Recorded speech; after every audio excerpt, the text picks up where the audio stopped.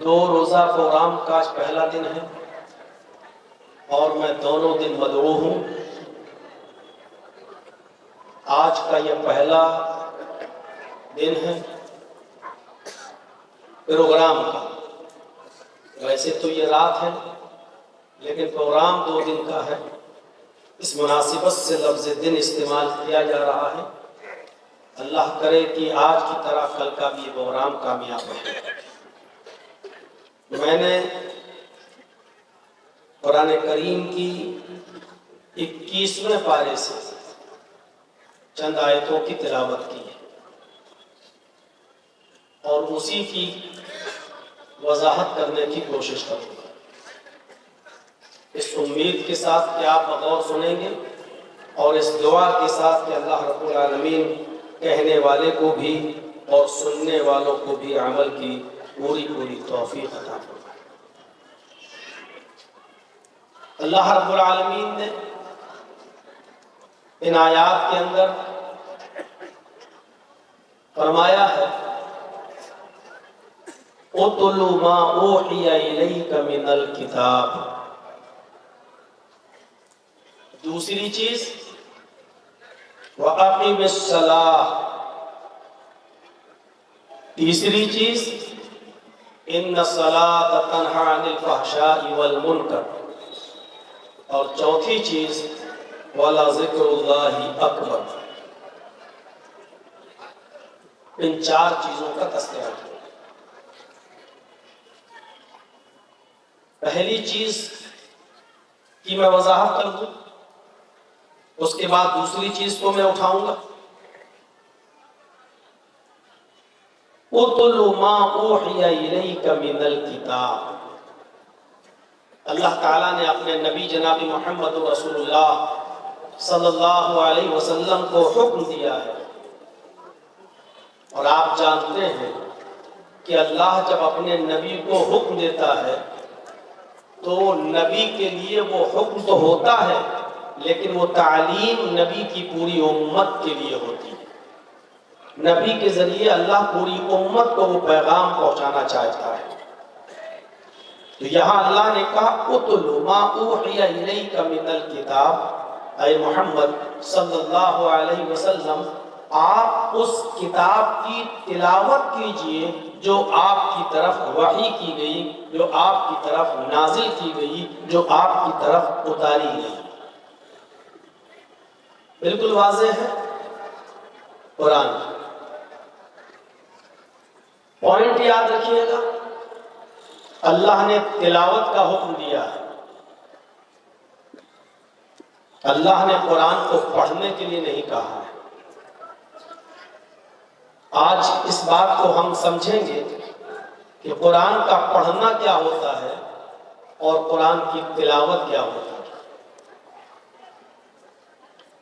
تو پہلی چیز کیا کہا اللہ رب العالمین نے فرمایا اُتْلُ مَا أُوحِيَ إِلَيْكَ مِنَ الْكِتَابِ، آئے محمد صلی اللہ علیہ وسلم، آئے میرے نبی، آپ اس کتاب کی تلاوت کیجئے جو آپ کی طرف وحی کی گئی، جو آپ کی طرف اتاری گئی، جو آپ کی طرف نازل کی گئی۔ وَأَقِمِ الصَّلَاةَ، دوسری چیز نماز قائم کیجئے۔ یہاں پر بھی ایک پوائنٹ یاد رکھیے، یہاں اللہ تبارک و تعالیٰ نے نماز پڑھنے کے لیے نہیں کہا ہے، یہاں پر بھی اللہ نے نماز قائم کرنے کے لیے کہا ہے۔ نماز کا پڑھنا ایک الگ چیز ہوتی ہے اور نماز کا قائم کرنا ایک الگ چیز ہوتی ہے۔ اللہ نے نماز پڑھنے کے لیے نہیں کہا، اللہ نے نماز قائم کرنے کے لیے کہا ہے، اور اس کے آگے اللہ رب العالمین نے اس کا فائدہ بتایا، بینیفٹ بتایا کہ نماز کا بینیفٹ کیا ہے، نماز کا لابھ کیا ہے، نماز کا فائدہ کیا ہے۔ ان الصلاۃ تنہی عن الفحشاء والمنکر، نماز انسان کو فحش اور منکر کاموں سے روک دیتی ہے۔ فحش کہتے ہیں کھلی ہوئی اوپن برائیوں کو جو سب کے سامنے کی جاتی ہے، ایسے گناہ جو سب کے سامنے کیے جاتے ہیں، یہ فحشا ہے. ان الصلاۃ تنہی عن الفحشاء والمنکر. فحش کہتے ہیں اوپن، کھلے ہوئے، اور ایسے گناہ جو دھڑاکے کے ساتھ سب کے سامنے کیے جاتے ہیں اور ہم اور آپ جانتے ہیں کہ یہ گناہ ہے. اور منکر کہتے ہیں ایسے گناہوں کو جو سب کے سامنے نہیں بلکہ تنہائی میں کیے جاتے ہیں، چوری چوری کیے جاتے ہیں، چھپ کر کیے جاتے ہیں، کسی کے سامنے وہ گناہ نہیں کیے جاتے ہیں لیکن گناہ ہوتے ہیں. ہم دوسروں سے نظریں بچانے کے لیے اور دوسروں سے بچنے کے لیے کہ دوسرا ہمارے اس گناہ کو، اس برائی کو نہ دیکھے، ہم دوسروں سے چھپ کر وہ غلط کام کرتے ہیں. اس برائی کو منکر کہا جاتا ہے. اللہ نے کہا نماز کا بینیفٹ، نماز کا فائدہ یہ ہے کہ ان الصلاۃ تنہی عن الفحشاء والمنکر. یہ نماز انسان کو بے شرمی، بے حیائی، کھلے ہوئے اوپن گناہوں سے بھی روکتی ہے اور ان گناہوں سے بھی روکتی ہے جو گناہ چھپ کر کیے جاتے ہیں اور چپکے سے کیے جاتے ہیں، ان گناہوں سے بھی روک دیتی ہے. یہ تین چیزیں ہو گئیں. اور چوتھی چیز وَلَا ذِكْرُ اللَّهِ أَكْبَرُ. اللہ کے ذکر کو معمولی مت سمجھنا. اللہ کا ذکر بہت بڑی چیز ہے. تم اپنے وقت کو ضائع مت جانے دینا، اپنے وقت کو برباد مت جانے دینا.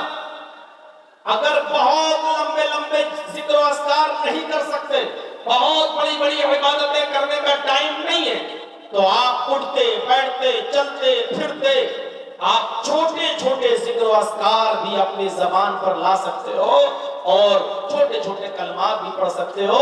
وہ پڑھتے رہو. سبحان اللہ، الحمدللہ، اللہ اکبر، لا الہ الا اللہ، لا حول ولا قوت الا باللہ، سبحان اللہ و بحمدہ، سبحان اللہ العظیم. یہ چھوٹے چھوٹے جو کلمات ہیں ان کو پڑھتے رہو، اپنی زبان سے ادا کرتے رہو. وَلَا ذِكْرُ اللَّهِ اکبر.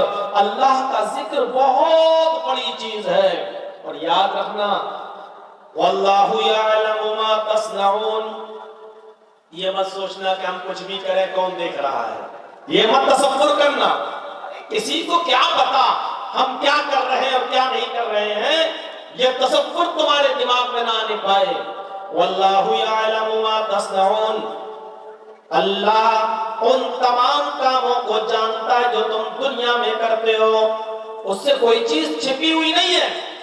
دنیا صبح فجر کے بعد سے لے کر آنکھ کھلتی ہے آپ کی اور جب تک بستر پہ نہیں چلے جاتے ہو سونے کے لیے، پوری فلم آپ کی ریکارڈ ہو رہی ہے، پوری پکچر آپ کی بن رہی ہے، پوری ویڈیو ریکارڈنگ آپ کی ہو رہی ہے. اور کل قیامت کے دن آپ کے سامنے وہ نامہ اعمال رکھ دیا جائے گا.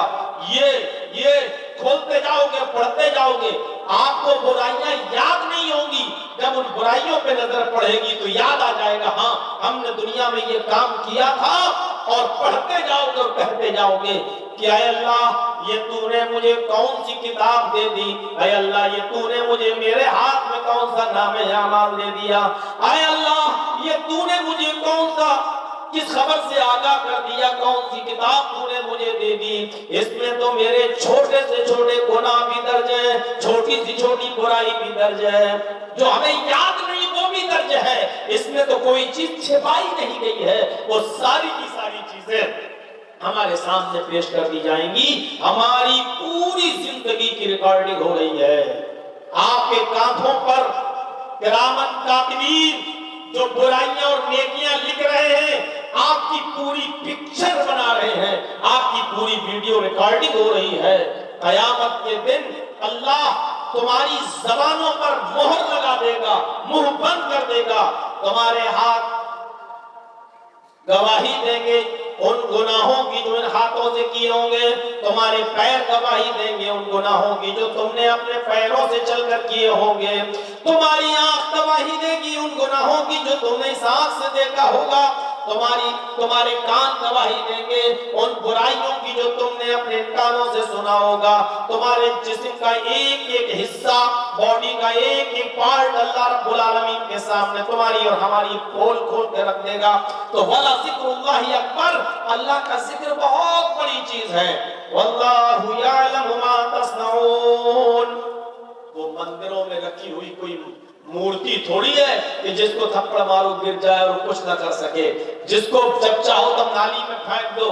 देखा होगा गणपति के मौके पर आपने, लोग बम्बई में देखिए अक्सर जब गणपति का त्योहार आता है हिंदू भाइयों का, तो मेरे प्रोग्राम उस वक्त बम्बई में होते हैं, देखिए रास्ते जाम हो जाते हैं। अकल देखिए, आप अपने हाथ से बनाएंगे, सजाएंगे, रंगेंगे, कलर करेंगे, पोतेंगे, बहुत 18-18, 20-20 मीटर का गणपति बनाएंगे और सब कुछ करने के बाद फिर आखिरी दिन ले जाकर किसी गंगा में, नदी में इतनी बुरी तरीके से फेंकते हैं कि सुबह जाइए तो किसी की गर्दन टूटी पड़ी है, किसी का हाथ टूटा पड़ा है, किसी का पैर टूटा पड़ा हुआ है। आप देखिए, तो अल्लाह रब्बुल आलमीन की जात को आप वो तसव्वुर मत कीजिए, वल्लाहु यअलमु मा तस्नऊन, अल्लाह रब्बुल आलमीन को खबर है उन तमाम कामों की जो तुम दुनिया में करते हो, जो कर रहे हो। अल्लाह को हर चीज की, ये चार चीज। अब तिलावत पहली चीज फिर आइए, तिलावत किसको कहते हैं? कुरान का पढ़ना तो ये हुआ, जर्जी साहब ने एक दुकान खोली, नई दुकान है। अब इस दुकान में हम सामान बाद में रखेंगे, इस दुकान में हम खरीदो फरोख्त की चीजें बाद में रखेंगे। पहले इस दुकान में खैरो बरकत के लिए कुरान खानी करा ली जाए। मदरसे के चंद बच्चों को बुला लिया या गांव के मोहल्ले के चंद लोगों को बुला लिया और सबके हाथ में एक एक पारा दे दिया, पढ़िए, और लेके बैठ गया वो वहां। औज़ु बिल्लाहि मिनश शैतानिर रजीम, बिस्मिल्लाहिर रहमानिर रहीम, अल्हम्दुलिल्लाहि रब्बिल आलमीन, अर्रहमानिर रहीम, मालिक यौमिद्दीन, हो गया। गैरिल मग़दूबि अलैहिम वलद्दालिन, बिस्मिल्लाहिर रहमानिर रहीम, अलिफ लाम मीम, ज़ालिकल किताबु ला रैब फीह। उसने एक पढ़ लिया, इसने दूसरा पढ़ लिया, उसने तीसरा पढ़ लिया, उसने चौथा पढ़ लिया, 30 पारे एक दिन में हो गए। ये है पढ़ना। एक पढ़ना ये है कि रमजान में हम महीना आया, पूरे साल कुरान घर में रखा रहा, किसी ने खोल के नहीं देखा। रमजान के महीने में रोजा कुरान पढ़ रहे हैं, हमें इस महीने, इस एक महीने में 3 पढ़ना है, 4 पढ़ना है, 5 पढ़ना है, कम से कम एक तो पढ़ना ही है। बैठ गए, अलिफ लाम मीम ज़ालिकल किताबु ला रैब फीह हुदल लिल मुत्तक़ीन, पढ़ना शुरू कर दिया और एक बार खत्म। यह है कुरान का पढ़ना। यहां अल्लाह ने यह कहा कि कुरान की तिलावत करो। तिलावत में और पढ़ने में फर्क है। पढ़ने के लिए कहा ही नहीं है, अल्लाह ने कहा तिलावत करो। तिलावत का माना क्या होता है? पहले तो हम इसको लुग़वी माना से समझें। अरबी जबान में तला यतुल्लू का जो बाबे नसरा से आता है, इसका माना होता है पीछे पीछे चलना। तला यतुल्लू का माना होता है पीछे पीछे चलना। अब इसका तर्जमा मैं यूं करता हूं लुग़वी एतबार से, गौर कीजिएगा। उतलु मा उहिया इलैका मिनल किताब, आए मोहम्मद सल्लल्लाहु अलैहि वसल्लम, आप उस किताब के पीछे पीछे चलिए जो आपकी तरफ उतारी गई है। ये लुग़वी माना हो गया। पहले मैंने तर्जमा किया था उस किताब की तिलावत कीजिए जो आपके ऊपर उतारी गई है। अब मैंने लुग़वी तर्जुमा किया, आए मोहम्मद सल्लल्लाहु अलैहि वसल्लम, आप उस किताब के पीछे पीछे चलिए जो आपकी तरफ नाजिल की गई, जो आपकी तरफ उतारी गई। पीछे पीछे चलने का मतलब होता है नक्शे कदम पर चलना। एक बेटा वही काम करे जो उसका बाप करता है तो लोग क्या कहते हैं, ये बेटा अपने बाप के नक्शे कदम पे चल रहा है। एक तालिबे इल्म वही काम करे जो उसका उस्ताद करता है तो क्या कहा जाता है, ये तालिबे इल्म वही काम कर रहा है जो उस अपने उस्ताद के नक्शे कदम पे चल रहा है। पीछे पीछे चलने का मतलब ये होता है कुरान ने जो कहा है पहले पढ़ो, समझो, फिर उसके पीछे पीछे चलो। यानी जो कहा है उसको करो और जिस काम से रोका है उससे रुक जाओ। ये है तिलावत का मतलब, या ये है पीछे पीछे चलने का मतलब। संजीदगी دل سے غور کیجئے گا ہم اور آپ قرآن کے کتنے پیچھے پیچھے چل رہے ہیں، اور قرآن کے پیچھے پیچھے وہی چلے گا جو قرآن کو سمجھ کر پڑھے گا۔ آئیے قرآن پڑھا ہم نے، پہلی آیت اٹھائیے، بسم اللہ کے بعد الحمدللہ رب العالمین۔ عمریں گزر گئیاں، کوئی 40 سال کا بیٹھا ہوگا، کوئی 50 سال کا بیٹھا ہوگا، کوئی 80 سال کا بیٹھا ہوگا، نمازیں پڑھتے ہوئے بھی ایک لمبی عمریں گزر گئیں۔ ابھی اس سے پوچھو کہ سورہ فاتحہ سنا تو سنا دے گا، اللہ اکبر کا سورہ فاتحہ پڑھو پڑھ دے گا۔ الحمدللہ رب العالمین الرحمن الرحیم مالک یوم الدین ایاک نعبد و ایاک نستعین اہدنا الصراط المستقیم صراط الذین انعمت علیہم غیر المغضوب علیہم ولا الضالین۔ ابھی سنا دے گا۔ اب اس سے یہ پوچھو پڑھ تو لیا تو نے، لیکن یہ بتاؤ کہ الحمد کے معنی کیا ہوا؟ خاموش، یہ بتا دے گا ساری تاریخ۔ اب اس سے پوچھو کہ الحمد میں الف لام کیسا آیا ہے؟ یہ الف لام کون سا ہے؟ نہیں پتا۔ اس سے پوچھو کہ یہ تمام کا لفظ جو آ رہا، تمام تعریف اللہ کے لیے، یہ ساری تعریف اللہ کے لیے، یہ ساری کا اور تمام کا لفظ کہاں ہے عربی میں؟ الحمد کے معنی تو تعریف کے ہوتے ہیں، یہ تمام کا لفظ کہاں ہے؟ ساری کی ساری تعریف اللہ کے لیے کہاں ہے؟ ابھی نہیں معلوم۔ اب اس سے پوچھو کہ الحمد کے بعد للہ آیا ہے، الحمدللہ، یہ للہ کیوں ہوا ہے؟ اس سے پوچھو کہ اللہ نے کبھی قرآن میں اللہ کہا، کبھی اللہ کہا، کبھی اللہ ہی کہا، ایسا کیوں ہے؟ کبھی کہا ان اللہ علی کل شیء قدیر، ان اللہ، یہاں ان اللہ کے اللہ کہا ہے۔ کبھی آپ آیت الکرسی پڑھیں گے تو اللہ ہے، اللہ لا الہ الا هو الحی القیوم۔ اس سے پوچھو کہ کبھی اللہ آ رہا، کبھی اللہ، اور کبھی اللہ ہی، للہ ما فی السماوات وما فی الارض، کبھی للہ، ایسا کیوں؟ نہیں معلوم۔ اس سے پوچھو کہ جب اللہ آ ہی چکا تھا تو پھر رب لانے کی ضرورت کیا تھی؟ الحمدللہ رب العالمین، پھر رب کیوں لایا گیا؟ اور جب رب لایا گیا تو رب کے ساتھ رب المسلمین کیوں نہیں کہا گیا؟ رب المومنین کیوں نہیں کہا گیا؟ یہاں رب العالمین کا لفظ کیوں آیا ہے؟ ایک آیت بھی اگر ہم نے سمجھ کر پڑھی ہو تب تو ہم جانیں کہ قرآن میں لکھا کیا ہے۔ ہم قرآن کے پیچھے پیچھے چلیں گے کیسے؟ کیسے چلیں گے؟ ابھی پڑھ چکا ہے، نیت باندھے باندھے اعوذ باللہ من الشیطان الرجیم بسم اللہ الرحمن الرحیم، یہاں اس نے پڑھا ہے نماز میں اللہم بارک بینی و بین خطایا کے بعد، یا سبحانک اللہم و بحمدک و تبارک اسمو کے بعد اس نے پڑھا ہے اعوذ باللہ من الشیطان الرجیم بسم اللہ الرحمن الرحیم۔ دیکھیے یہاں الرحمن الرحیم پڑھ چکا ہے۔ اب اس سے پوچھو کہ جب تو پڑھ چکا تھا بسم اللہ الرحمن الرحیم پڑھ چکا ہے تو الحمدللہ رب العالمین کے بعد پھر الرحمن الرحیم کیوں پڑھ رہا ہے؟ یا الرحمن الرحیم کیوں آ رہا؟ کیا سمجھا؟ کیسے قرآن کے پیچھے پیچھے چلے گا آج کا انسان؟ میرے بھائیوں، جب اس کو بھی ایک آیت کا بھی علم نہیں ہے، پوچھ لو رمضان سے، ہماری ماں بہنیں بیٹیاں بیٹھی ہوئی ہیں، پوچھو ان سے، دو پڑھے ہم نے، اپنی سہیلیوں کو فون کر کے کہتی ہیں اے تو نے کتنے قرآن پڑھ لیے؟ ہم نے 2 پڑھ لیے، دوسری کہتی ہے ہم نے 3 پڑھ لیے، چوتھی کہتی بہت کام لگا تھا اس لیے ہم ایک ہی پڑھ پائے۔ ایسے پڑھنے سے کوئی فائدہ نہیں ہے۔ کیا فائدہ ہے ایسے؟ جب تمہیں یہی نہیں معلوم کہ قرآن ہمیں کہاں جانے کا حکم دے رہا ہے اور کہاں جانے سے روک رہا ہے، تو ایسے قرآن کو پڑھنے سے میرے بھائیوں کیا فرق پڑتا ہے ہماری زندگی پر؟ ایک چٹیل میدان ہے، چکنا پہاڑ ہے، اس کے اوپر بارش آتی ہے، پانی گرتا ہے، اوپر گرا نیچے بہ گیا، اس پہاڑ کو کوئی فائدہ نہیں ملتا۔ کیوں؟ وہ چکنا ہے، بارش اس کے اوپر آئی اور بہ گئی۔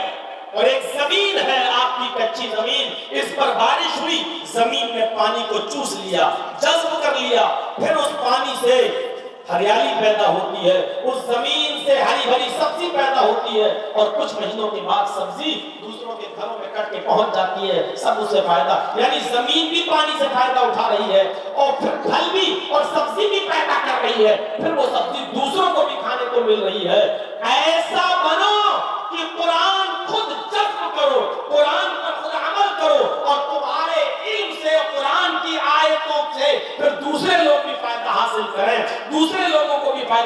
سمجھیں یہ ہے قرآن کو کی تلاوت کا مطلب۔ اُتْلُ مَا أُوحِيَ إِلَيْكَ مِنَ الْكِتَابِ، اس کتاب کے پیچھے پیچھے چلو جو آپ کی طرف اتاری گئی، جو آپ کی طرف نازل کی گئی۔ حضرت عائشہ صدیقہ سے کسی نے پوچھا کہ امی عائشہ، اللہ کے نبی کے اخلاق کیسے تھے، اللہ کے رسول کے اخلاق کیسے تھے، اخلاق کریکٹر سوبھاؤ، اللہ کے نبی کے اخلاق کیسے تھے؟ تو انہوں نے جواب یہ دیا، کیا تم قرآن نہیں پڑھتے؟ غور کیجیے، یہاں لفظ پڑھنا اچھا بھی لگ رہا ہے، ابھی بتاؤں گا میں۔ آئے امی عائشہ، اللہ کے نبی کا اخلاق کیا تھا، کیسا تھا؟ تو حضرت عائشہ کہتی ہے کیا تم قرآن نہیں پڑھتے؟ کہا کیوں نہیں پڑھتا ہوں؟ فرمایا قرآن کی جیتی جاگتی تصویر تھے، یعنی قرآن میں جو لکھا ہے اگر دیکھنا ہے کہ قرآن میں کیا لکھا ہے تو وہ محمد رسول اللہ کی زندگی کو دیکھ لے۔ آپ کا اٹھنا بیٹھنا لیٹنا سونا جاگنا کھانا پینا شادیاں چلنا، یہ تمام نماز روزہ حج زکات، پڑوسیوں کے ساتھ حسن سلوک، بیواؤں کے ساتھ حسن سلوک، کافروں کے ساتھ حسن سلوک، قیدیوں کے ساتھ حسن سلوک، بچوں کے ساتھ بوڑھوں کے ساتھ یتیموں کے ساتھ، یہ تمام چیزیں آپ کے جو دیکھنے میں آتی ہیں یہ اللہ کے رسول صلی اللہ علیہ وسلم قرآن سے سیکھتے ہیں، یعنی قرآن کی ہبہو تصویر ہے، عملی تصویر ہے قرآن کی، یعنی قرآن میں جو لکھا ہے وہ دیکھنا ہو تو محمد رسول اللہ کی زندگی پر نظر ڈال لو، یعنی قرآن کے مطابق چلنا۔ آپ قرآن کے مطابق چلا کرتے تھے، آپ قرآن کے مطابق اپنی زندگی گزارا کرتے تھے، یہ تھا نبی اکرم کا اخلاق۔ ہمارا اخلاق کیا ہے؟ ابھی جلسہ ختم ہوگا، ابھی سائیکل اٹھانے میں ہم لڑنے لگیں گے، ایسے کر ایسا کر، یہ ایک ابھی جلسہ ختم ہونے کے بعد ہم اس حد تک گر جائیں گے کہ ابھی ہم لڑنا شروع کر دیں گے، نکلتے وقت پہلے ہم نکالیں گے، ارے تو ایسے کر تو ایسے کر، سائیکلیں نکالنے میں ہم لوگ لڑنے لگتے ہیں۔ حضرت عائشہ صدیقہ کہتی ہیں جو کچھ قرآن میں لکھا ہے وہی نبی اکرم کے اخلاق۔ اُتْلُ مَا أُوحِيَ إِلَيْكَ مِنَ الْكِتَابِ، اس کتاب کی تلاوت کیجئے جو نازل کی گئی، جو اتاری گئی آپ کے اوپر۔ کبھی آپ سعودیہ جائیں حج کرنے یا عمرہ کرنے، ویسے اب تو ویزا عام ہو گیا ہے، پہلے صرف مکہ مدینہ اور جدہ تک ہی جا سکتے تھے آپ، لیکن اب تو عمرے کے ویزے سے آپ پورا سعودی عرب بھی گھوم سکتے ہیں، تو ویزا عام کر دیا ہے۔ تو آپ جائیے گا طائف کی سرزمین پر، یا آپ چلے جائیے گا حائل یا بریدہ یا تمام کی طرف۔ میں گیا ہوں، وہاں کچھ ہمارے ساتھی لوگ ہم کو اونٹنی کا دودھ پلانے کے لیے لے گئے کہ چلیے آپ چلیں۔ ہم نے تو کبھی پیا نہیں تھا، تھوڑا سا اندر سے بھی ایسا لگ رہا تھا کہ پی کے کیا پتہ کیسا ہوگا، لیکن لے گئے۔ وہاں ایک چھوٹا سا بچہ تھا اونٹنی کا، تو وہ دیہاتی جو دودھ دوہتے تھے اونٹنی کا فوراً پلاتے تھے، اونٹنی کا دودھ فوراً جیسے اس کے تھن سے نکالا جائے ویسے ہی آپ کو پینا پڑے گا۔ اگر آپ نے تھوڑی دیر کے لیے رکھ دیا تو اس میں اتنے کیڑے پیدا ہو جاتے ہیں کہ آپ اس کو دے کر پھر دودھ پی نہیں سکیں گے۔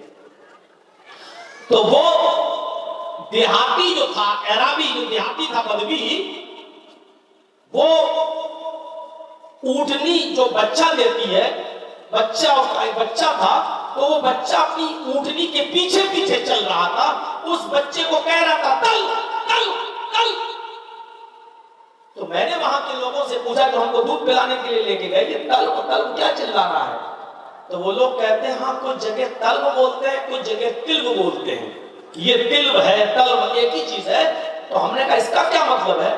تو کہا یہ اونٹنی کے بچے کو تلو بولتے ہیں، یہ بچہ اپنی ماں کے پیچھے پیچھے چلتا ہے، یعنی ماں جہاں چارہ چگنے جا رہی ہے کھانے جا رہی ہے، یہ بچہ بھی ماں کے ساتھ جا رہا ہے، یہ ماں تھوڑی 10 قدم آگے بڑھی، یہ بچہ اپنی ماں کے ساتھ چلا گیا۔ جو بچہ اپنے ماں کے پیچھے پیچھے چلتا ہے اس بچے کو تلو کہتے ہیں۔ میرے دماغ میں ایک دم آ گیا جب اس بچے کو تلو کہا جاتا ہے کیونکہ یہ بچہ اپنے ماں کے پیچھے پیچھے چلتا ہے، تو جنگل کے خطرناک جانوروں سے وہ محفوظ رہتا ہے، جنگل کے خطرناک جانوروں سے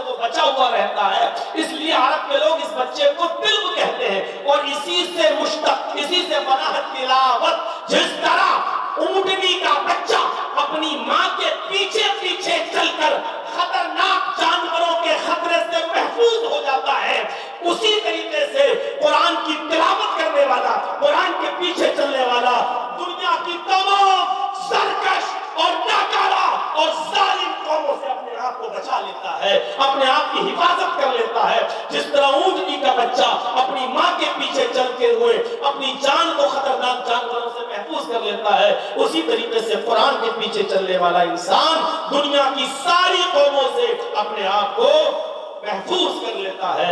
یعنی قرآن پڑھو گے تو امن و امان میں اور شانتی کے اندر آ جاؤ گے۔ تو میرے بھائیوں، یہ ہے تلاوت کا مطلب۔ تلاوت کرو گے تو یہاں رمضان میں کھڑے ہو جاؤ عشاء کے بعد اور ایک ہی دن میں پورا قرآن ختم کر دو۔ امام صاحب کھڑے ہو گئے، اللہ اکبر، اور چلائی راجدھانی ایکسپریس غیر المغضوب علیہم ولا الضالین تک تو صحیح چلی، تو اس کے بعد میں الف لام میم، الف لام میم بھی سمجھ میں آ جاتا ہے، اس کے بعد کا اسپیڈ نہیں سمجھ میں آتی۔ ذالک الکتاب لا ریب فیہ ھدی للمتقین الذین یؤمنون بالغیب ویقیمون الصلاۃ ومما رزقناہم ينفقون تنفقون یعلمون تعلمون کے علاوہ پھر آپ کو کچھ سمجھ میں نہیں آتا۔ یہ کون سی تلاوت ہے اور یہ کون سی قرآن کی عزت ہے، ذرا سوچو، کون سی عزت ہے؟ اگر چاہتے ہو کہ ہم امن و امان میں رہیں، اگر چاہتے ہو کہ ہم سکون میں رہیں، اگر چاہتے ہو کہ ہماری زندگی میں انقلاب آ جائے، تو یاد رکھیے قرآن کی ہمیں تلاوت کرنا، قرآن کو ہمیں سمجھ کر پڑھنا پڑے گا۔ جہاں جانے کا حکم دے رہا ہے وہاں جانا ہے، جہاں جانے سے روک رہا ہے وہاں سے ہمیں رکنا پڑے گا۔ میرے بھائیو، یہی قرآن کی تلاوت کا معنی، یہی قرآن کی تلاوت کا مقصد ہے۔ مت پڑھیے آپ ایک پارہ روزانہ، آپ ایک آیت پڑھیے اور اسی آیت کو اچھی طریقے سے اپنے علماء سے سمجھ لیجئے، جانکاروں سے سمجھ لیجئے کہ اس قرآن کا معنی کیا ہے، اس آیت کا مطلب کیا ہے۔ آپ کے پاس انگلش میں کہیں سے ٹیلی گرام آ جائے، پہلے زمانے میں چلتے تھے ٹیلی گرام تار وغیرہ، انگلش میں جب آ جاتا تھا تو گاؤں میں پڑھے لکھے لوگ نہیں ہوتے تھے بیچارے، تو وہ ٹیلی گرام لے کے رات ہی میں اٹھ کے بھاگتے تھے تار، اور کسی انگریزی جاننے والے سے پڑھواتے تھے، بھائی یہ میرے پاس آ گیا ہے، پتہ نہیں ڈاکیا لے کے آیا ہے، دیکھو تو اس میں کیا لکھا ہے، ہم پڑھنا نہیں جانتے، یہ پوسٹ مین لے کر آیا ہے، دیکھو۔ جب وہ انگلش میں اس کو پڑھتا تھا اور اس گاؤں کے رہنے والے آدمی کو سمجھاتا تھا کہ اس میں یہ لکھا ہے، جب تک وہ انگلش کے اس لیٹر کو یا اس ٹیلی گرام کو یا اس تار کو سمجھ نہیں لیتا تھا کسی جاننے والے سے، اس کو سکون نہیں ملتا تھا، اس کو سکون نہیں ملتا تھا۔ میرے بھائیو، قرآن کریم کے اندر یہ 6666 جو آیتیں ہیں، یہ ٹیلی گرام ہے۔ تمہیں نیند نہیں آنی چاہیے اس وقت تک جب تک کہ تم ایک تار، ایک ٹیلی گرام کو روزانہ اپنے عالم سے سمجھ نہ لو۔ اس میں کیا لکھا ہے، اس کا معنی کیا ہے، اس کا مطلب کیا ہے، یہ آیت ہمیں کہاں جانے کا حکم دے رہی ہے، یہ آیت ہمیں کہاں جانے سے روک رہی ہے۔ ایک آیت سمجھ لی، اب ٹھیک ہے، اب دوسرے دن آپ دوسری آیت کو سمجھیے۔ آپ کو نیند نہیں آنی چاہیے جب تک کہ آپ قرآن کریم کو مکمل طور پر سمجھنے والے نہ بن جائیں۔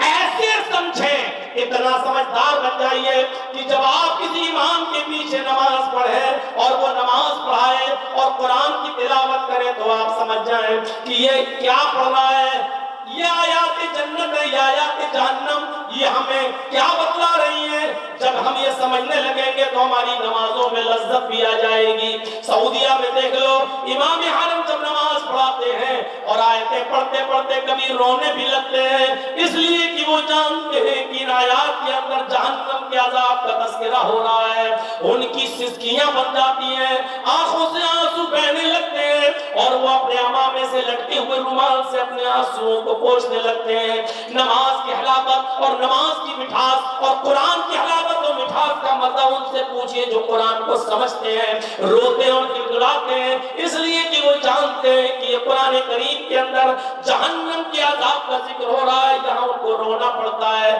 آنکھوں میں ان کے آنسو آ جاتے ہیں۔ ہمارے پتہ ہی نہیں چلتا، جہنم کی آیات امام صاحب نے پڑھ دی، نہ امام رو رہا ہے نہ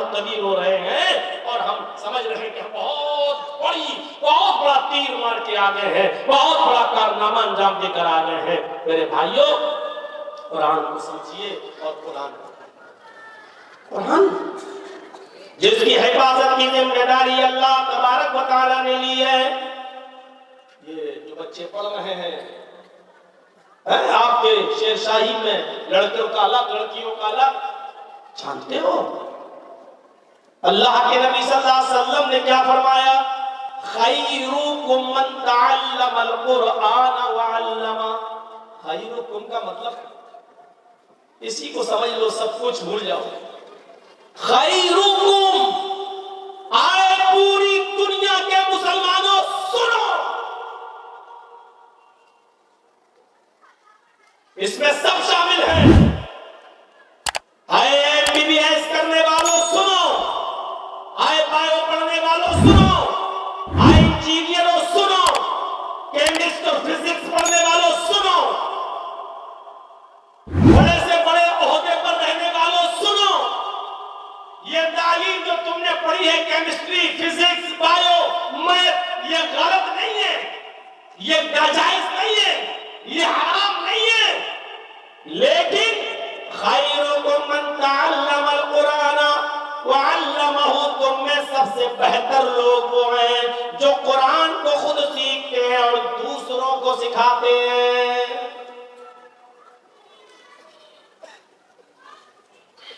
ایک عیسائی ہے جو بہت بڑا سائنٹسٹ تھا,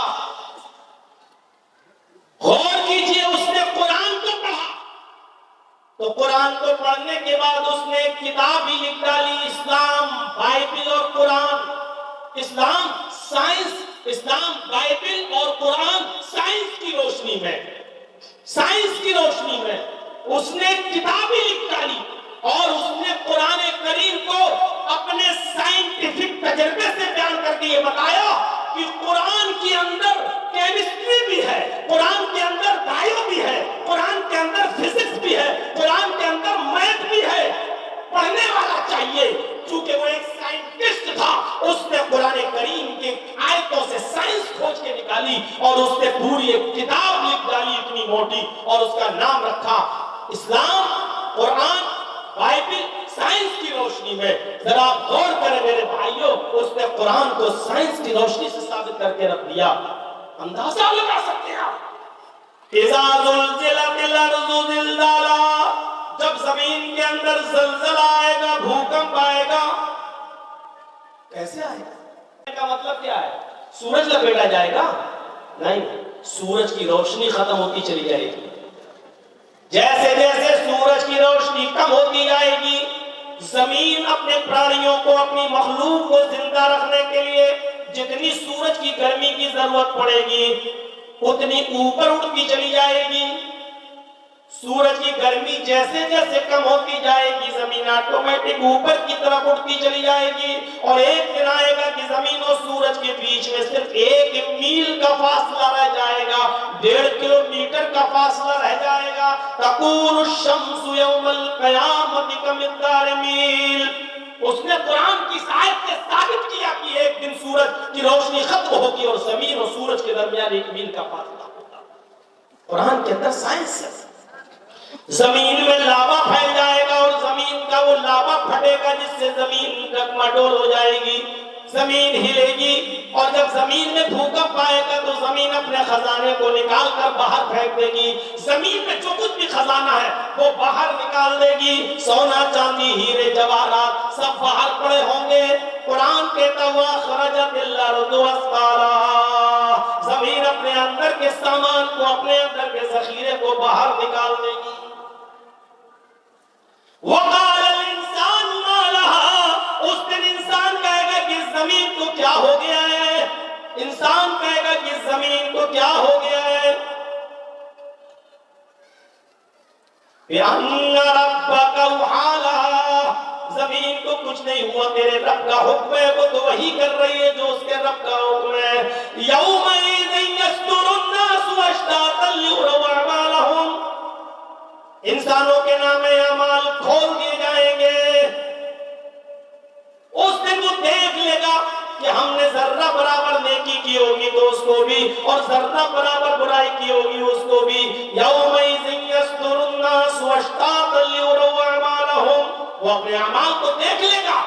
اس سے پہلے اللہ نے کہا یومئذ تحدث اخبارہا، زمین اپنے اندر بیتے ہوئے لوگوں کے حالات بیان کرے گی، گزرے ہوئے لوگوں کے حالات بیان کرے گی۔ زمین بولے گی اللہ میری چھاتی پر کھڑے ہو کر اس نے شراب کا اڈا کھلوایا تھا، اللہ میری چھاتی پہ کھڑے ہو کر اس نے کیرم بورڈ کا اڈا کھلوایا تھا، اللہ میری چھاتی پہ کھڑے ہو کر اس نے فلم ہال کا اڈا کھلوایا تھا، اللہ میری چھاتی پہ کھڑے ہو کر اس نے مسجد بنائی تھی، اللہ میرے سینے پر بلڈوزر چلا کر اور کھود کھاد کر اس نے مدرسے کو تعمیر کیا تھا۔ وہ انسانوں کے اچھے برے حالات بیان کرے گی۔ پہلے زمانے میں سمجھا نہیں جاتا تھا، وہ سائنٹسٹ لکھتا ہے اپنی کتاب کے اندر، اسلام بائبل اور قرآن سائنس کی روشنی میں اس کتاب کے اندر وہ آدمی لکھتا ہے کہ زمین کا بولنا یہ محال لگتا ہے، لیکن زمین بے جان ہے وہ کیسے بولے گی؟ اس نے کہا ریڈیو بے جان ہے کیسے بولتا ہے، ٹیلی ویژن بے جان ہے کیسے بولتا ہے؟ آپ کا آلہ کان میں لگایا اور سینے پہ لگایا، دل کی دھڑکن بولتی ہے اور آپ آلے کے ذریعے سنتے ہیں، یہ آلہ بے جان چیز ہے یہ کیسے بولتا ہے؟ موبائل بے جان چیز ہے، دیکھیے اس میں سے آواز نکلتی ہے اور آپ اپنے کانوں سے سنتے ہیں۔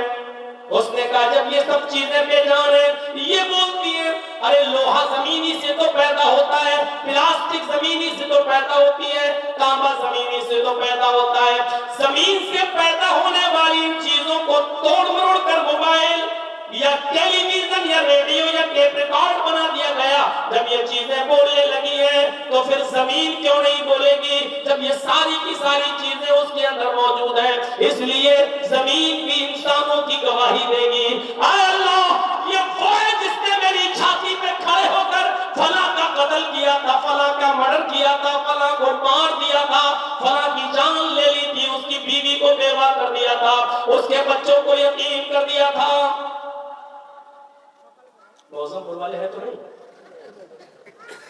ہاں تو سنیں، لکھی پور والے بھی سنیں، شیر شاہی والے بھی سنیں، بنگال والے بھی سنیں، اور ہر اس بستی کے لوگ سنیں جن کے نزدیک خون کرنا، مرڈر کرنا اور قتل کر دینا پانی کی طرح ہے، گاجر اور مولی کی طرح وہ آسان سمجھتے ہیں، وہ سب سنیں۔ میرے بھائیوں دھرتی کے اوپر اگر کسی نے کسی ایک انسان کو قتل کر دیا ہے، ناجائز طور پر اگر اس کو مارا ہے، تو قیامت کے دن یہ شخص اس آدمی کو ڈھونڈے گا اور تلاش کر کے اس کو پکڑ کے لائے گا، یجیء براسیہ، اس کے سر کے بال پکڑ کر کھینچ کر لائے گا اور اس کو اللہ کے سامنے لا کر کھڑا کر دے گا، کہے گا اللہ یہ تو کیا کر رہا ہے، کس کو لایا؟ حالانکہ وہ خوب جانتا ہے، کہے گا اللہ یہ وہی شخص ہے جس نے یہ وہی آدمی ہے جس نے مجھے قتل کیا تھا، جس نے مجھے مارا تھا، جس نے میری بیوی کو بیوہ اور میرے بچوں کو یتیم کیا تھا،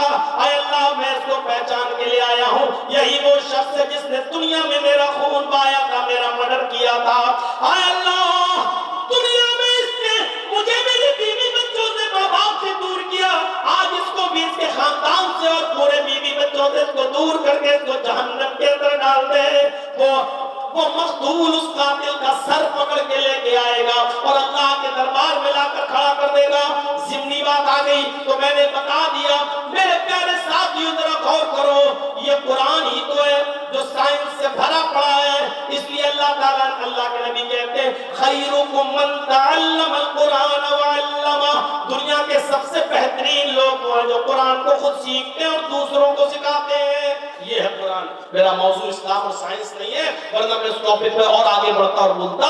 میرے بھائیوں قرآن کے اندر سارے علوم موجود ہیں، آج ضرورت تو سارے علوم کی ہے، میں یہ نہیں کہہ رہا ہوں کہ صرف مدرسے میں پڑھیے اور یہاں سے نکل کر کسی مسجد میں 5,000 اور 6,000 روپے میں امامت کیجیے، نہیں، مدرسے میں آپ دین حاصل کریے، لیکن آپ سائنس بھی پڑھیے، ٹیکنالوجی بھی آپ کو آنا چاہیے، آپ کو انجینئر بھی بنیے۔ اب تو اللہ کا شکر ہے مدرسوں کا معیار بہت بلند ہو چکا ہے، اب تو مدرسوں سے پڑھنے کے بعد لوگ علی گڑھ جا سکتے ہیں، جامعہ ملیہ جا سکتے ہیں، JNU جا سکتے ہیں، MBBS بھی کر سکتے ہیں، BUMS بھی کر سکتے ہیں، انجینئر بھی بن سکتے ہیں۔ تو دین کی تعلیم حاصل کرو۔ لیے, دنیا کے حصول کے لیے آپ میڈیکل لائن میں آگے بڑھے, ایڈوکیٹ بنے, جج بنے, آئی اے ایس بنے, آئی پی ایس بنے. آج ضرورت ہے آپ کو اس فیلڈ میں آگے نکلنے کی. لیکن میرے بھائیوں, اللہ کی قدرت کو نہ بھولیں اور اللہ کی نعمتوں کو نہ بھولیں. دوسری تعلیمات سے انسان اتنا غافل ہو جاتا ہے کہ بڑے بڑے میں نے انجینئروں کو دیکھا ہے, بڑے بڑے میں نے فلاسفر کو دیکھا ہے کہ اسکول کی اور کالج کی پڑھائی پڑھنے کے بعد بھی ان کو پیشاب کرنے کی تمیز نہیں آتی. بیچ سڑک پر نالی کے کنارے کھڑے ہو کر پینٹ کی چین کھول کر جس انداز سے پیشاب کرتے ہیں, ہم اس کو کس جانور سے اس کی مثال دیں کہ لوگوں کو برا نہ لگے. میرے بھائیوں, ٹھیک ہے بغیر نام کہے ہوئے بھی سب کچھ کہا جا سکتا ہے. آپ سمجھ سکتے ہیں کہ کون سے جانور ہیں, کس طریقے سے کیسے پیشاب کرتے ہیں. ارے ان جانوروں میں پھر بھی تمیز ہے. جو کھڑے ہو کر پیشاب کرتا ہے وہ بھی ایک پیر اٹھا لیتا ہے تاکہ چھینٹے نہ آئیں.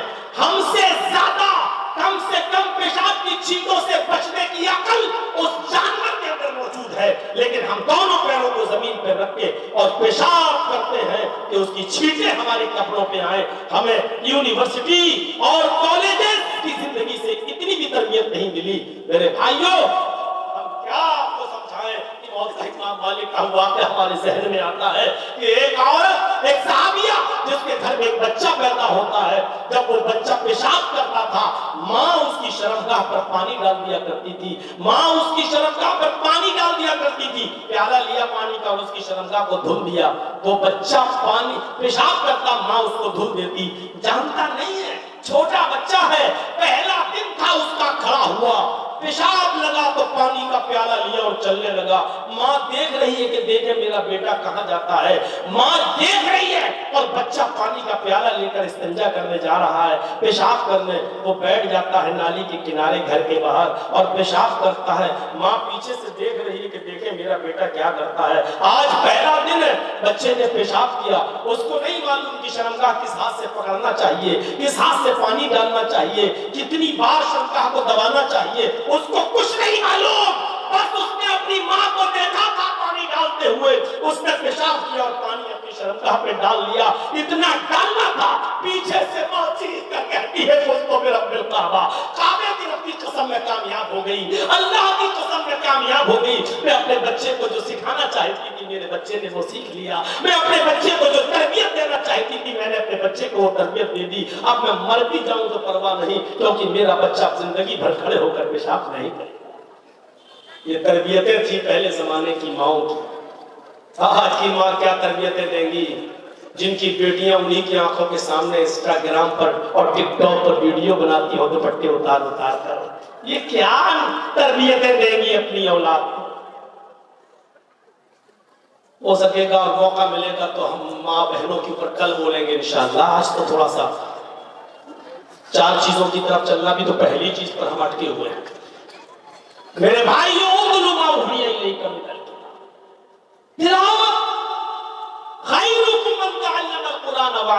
دنیا میں سب سے بہتر لوگ وہ ہیں جو قرآن کو سیکھتے اور سکھاتے ہیں. یہ سب سے بہتر لوگ ہیں. عبداللہ ابن عباس چھوٹے سے تھے, چھوٹے سے حضرت عمر جب مجلس شورا بلایا کرتے تھے اور بڑے بڑے صحابہ کو جب بلاتے تھے تو یہ بچہ بھی آتا تھا حضرت عبداللہ ابن عباس. تو لوگوں نے کہا اے امیر المومنین اس کو کیوں بلاتے ہو, یہ بچہ یہ کیوں آتا ہے, یہ چھوٹا سا بچہ. تو کیا جواب دیا حضرت عمر نے, یہ بچہ آئے گا اگرچہ عمر میں تم سے چھوٹا ہے, لیکن یاد رکھو قرآن کا علم اس کو سب سے زیادہ ہے. ہم نے اللہ کے نبی کو یہ دعا کرتے ہوئے سنا ہے کہ اللہ کے نبی نے کہا تھا کہ اے اللہ قرآن تو نے نازل تو میرے اوپر کیا ہے, لیکن قرآن کی فقہ, قرآن کی سمجھ تو عطا فرما عبداللہ کو. عبداللہ آئیں گے اس لیے کہ یہ قرآن کا علم سب سے زیادہ رکھتے ہیں. قرآن کریم کے علم کو سب سے زیادہ رکھنے کی وجہ سے میرے پیارے ساتھیو حضرت عمر فاروق ان کو اپنی مجلس شورا میں اپنی میٹنگ میں بلایا کرتے تھے.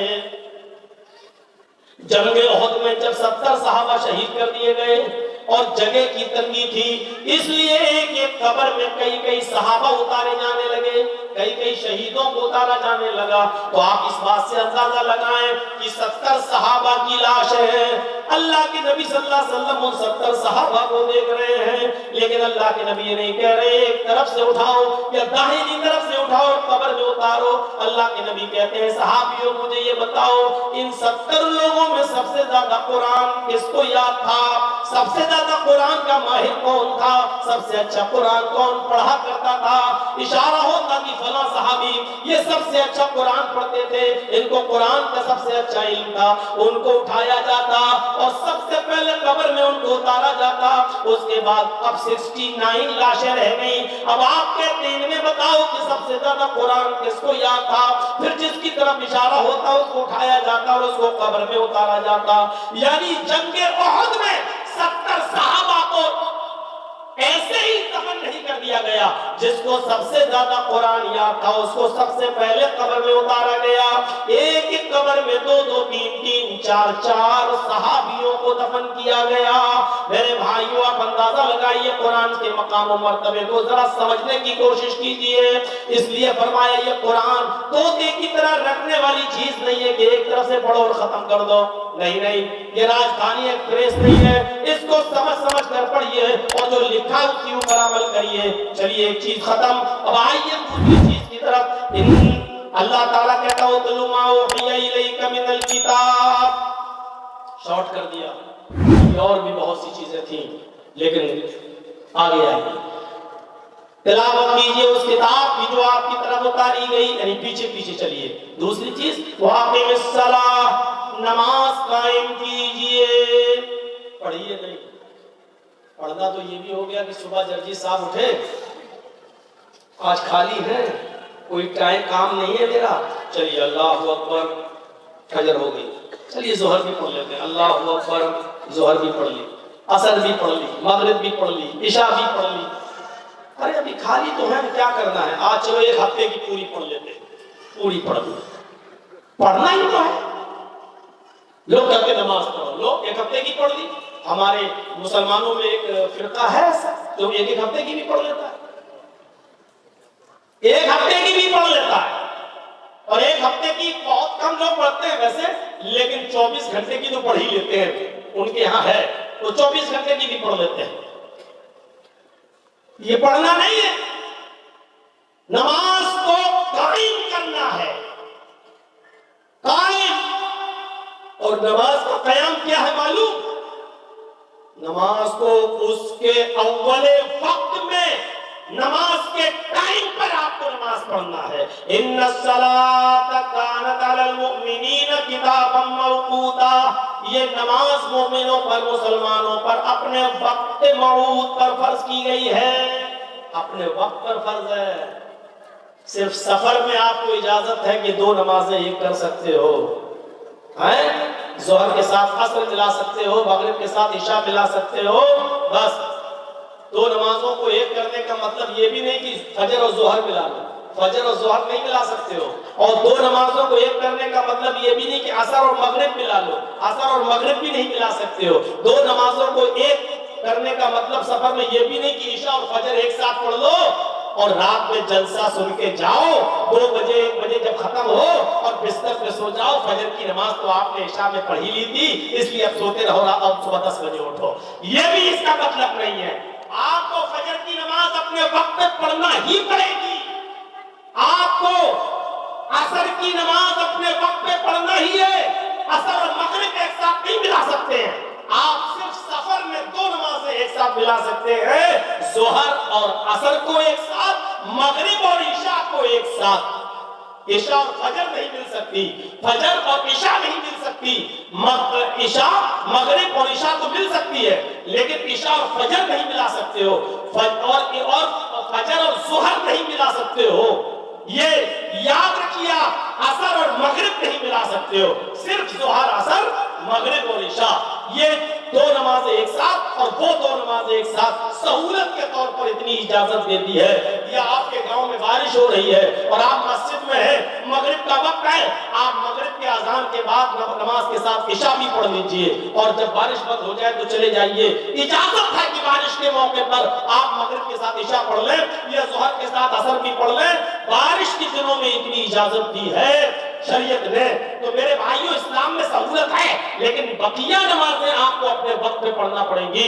مسافر نہیں ہے اور بارش نہیں ہے، کوئی عذر نہیں ہے، تو آپ کو یہ نمازیں اپنے وقت پر پڑھنا پڑیں گی۔ ان الصلاۃ کانت علی المؤمنین کتابا موقوتا، یہ نماز اپنے وقت کے اوپر ہمیں اور آپ کو پڑھنا ہے۔ حضرت انس کا واقعہ آیا ہے، امام احمد اپنی مسند میں نقل کرتے ہیں، بڑا پیارا واقعہ ہے، اس واقعے کو سن لیجیے تو ہم اور آپ ذرا سوچنے پر مجبور ہو جائیں گے۔ حضرت انس نے ایک لمبی عمر پائی، حضرت انس ابن مالک نے ایک لمبی عمر پائی، اور اتنی عمر پائی انہوں نے کہ یہ حضرت عمر ابن عبدالعزیز کے وقت بھی موجود تھے۔ حضرت انس رضی اللہ تعالیٰ عنہ نے ایک لمبی عمر پائی، حدیثوں کو پڑھا، صحابہ کرام کی زندگی کو دیکھا کہ یہ ظہر کب پڑھتے ہیں، عصر کب پڑھتے ہیں، مغرب کب پڑھتے ہیں، فجر کب پڑھتے ہیں، عشاء کب پڑھتے ہیں، ان کے سامنے یہ سارا نقشہ تھا۔ لیکن جب عمر ابن عبدالعزیز کو خلیفہ بنایا گیا اور جب وہ لوگوں کو نماز پڑھانے لگے تو حضرت انس بھی ان کے پیچھے نماز پڑھنے لگے۔ لیکن کبھی کبھی ایسا ہوتا تھا کہ حضرت انس مسجد میں پہلے پہنچ جایا کرتے تھے، اور حضرت انس جب مسجد میں پہلے پہنچ جایا کرتے تھے تو اپنی نماز پڑھ کر نکل جاتے تھے اور چلے جایا کرتے تھے۔ حضرت عمر ابن عبدالعزیز بعد میں آتے تھے اور لوگوں کو نماز پڑھاتے تھے۔ نہیں معلوم کہ کس نے پڑھی کس نے نہیں پڑھی، کچھ لوگوں نے شکایت کی، امیر المومنین اے عمر ابن عبدالعزیز، انس کا معاملہ تو بڑھتا جا رہا ہے۔ کہا کیا معاملہ ہے؟ کہا انس، کبھی تو آپ کے پیچھے نماز پڑھ لیتے ہیں اور کبھی آپ سے پہلے نماز پڑھ کے چلے جاتے ہیں، عجیب معاملہ ہے۔ ایسا بھی نہیں کہ وہ ہمیشہ پہلے پڑھتے ہو، کبھی پہلے پڑھ لیتے ہیں اور کبھی وہ آپ کے ساتھ جماعت کے ساتھ نماز پڑھتے ہیں۔ میری سمجھ میں نہیں آ رہا، جب آپ امیر المومنین ہیں تو آپ کے پیچھے نماز کیوں نہیں پڑھتے، پہلے پڑھ کے کیوں نکل جاتے ہیں؟ یہ ایک نیا فتنہ کھڑا کرنا چاہتے ہیں انس۔ حضرت عمر ابن عبدالعزیز نے کہا میں نے تمہاری بات سن لی، ٹھیک ہے اب ان سے بھی پوچھ لیتا ہوں، دیکھیں کیا مجبوری ہے، یعنی ایک طرفہ بات نہیں سننی چاہیے۔ ایک صاحب مولانا جرجیس نے آپ کے بارے میں یہ کہا، اچھا تو ہوتا کون پہلے والا، آستینیں سمیٹ لی، ایک طرفہ بات نہیں سننی چاہیے، جب تک دونوں طرف سے باتیں نہ سن لو ڈیسائیڈ نہیں کرنا چاہیے۔ میرے بھائیوں، حضرت عمر ابن عبدالعزیز نے کہا ٹھیک ہے شکایت والو، میں نے تمہاری شکایت سن لی، اب ان کو بھی بلاتا ہوں، دیکھیں وہ کیا کہتے ہیں، ان کی کیا صفائی ہے۔ بلایا گیا، حضرت انس کو مسجد میں بلایا جاتا ہے۔ عصر کی نماز کے بعد عمر ابن عبدالعزیز نے سوال کیا، اے انس، مجھے شکایت ملی ہے کہ تم اس مسجد میں نماز پڑھنے تو آتے ہو، لیکن کبھی کبھی تو تم میرے پیچھے نماز پڑھتے ہو اور کبھی کبھی تم مجھ سے پہلے بھی نماز پڑھ کے نکل جاتے ہو، آخر اس کی وجہ کیا ہے؟ تم میرے پیچھے نماز نہیں پڑھتے ہو اور پہلے پڑھ کے نکل جاتے ہو، لیکن یہ بھی سچ ہے کہ تم میرے پیچھے بھی نماز پڑھتے ہو، کبھی کبھی تم میرے پیچھے پڑھتے ہو اور کبھی کبھی تم پہلے پڑھ کے نکل جاتے ہو۔ حضرت انس جواب دیتے امیر المومنین، اے عمر ابن عبدالعزیز، اے خلیفہ صاحب، بالکل صحیح سنا ہے آپ نے، میں جھوٹ نہیں بول سکتا ہوں، میں نے کبھی آپ کے پیچھے بھی نماز پڑھ لیتا ہوں اور کبھی پہلے آ کر نماز پڑھ کر چلا جاتا ہوں، آپ کا انتظار نہیں کرتا، جماعت کا انتظار نہیں کرتا، آپ نے جو کچھ بھی سنا ہے بالکل صحیح سنا ہے، آپ کے شکایت کرنے والے میری آپ کے سامنے جو شکایت کی ہے وہ بالکل صحیح شکایت کی ہے۔ عمر ابن عبدالعزیز نے کہا کیوں یہ فتنہ پھیلا رہے ہیں؟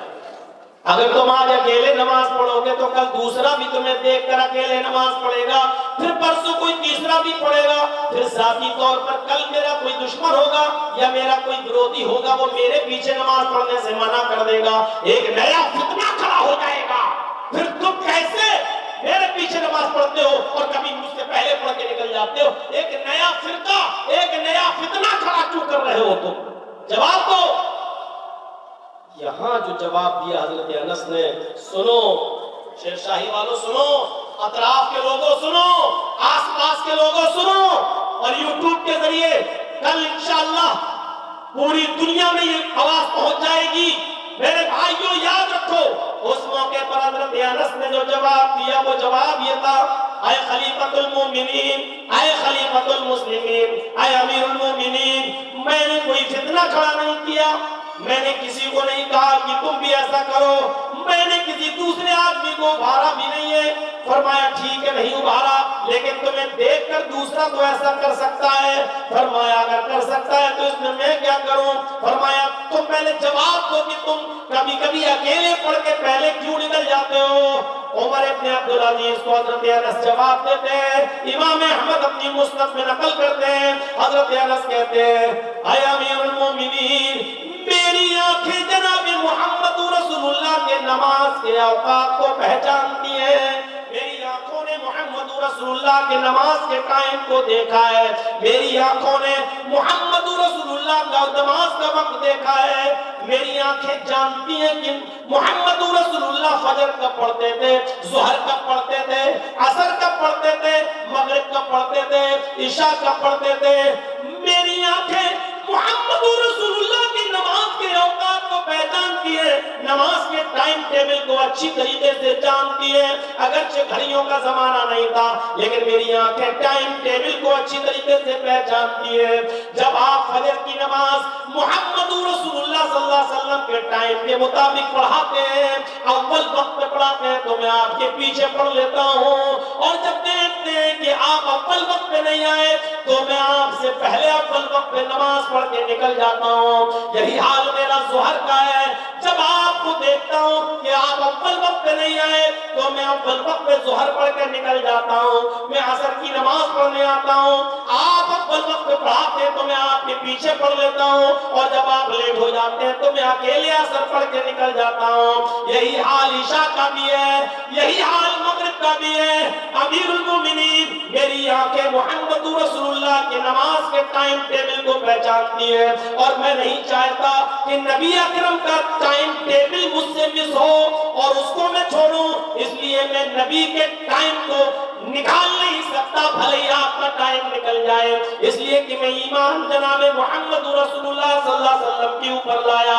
امیر المومنین، آپ ہر نماز اول وقت پہ پڑھانا شروع کر دیجئے، میں آپ کے پیچھے ایک بھی نماز ترک نہیں کروں گا، اور ساری نمازیں میں آپ کے پیچھے پڑھوں گا۔ اس سے پتہ چلتا ہے میرے بھائیوں کہ اول وقت نماز پڑھنے کی اہمیت کیا ہے۔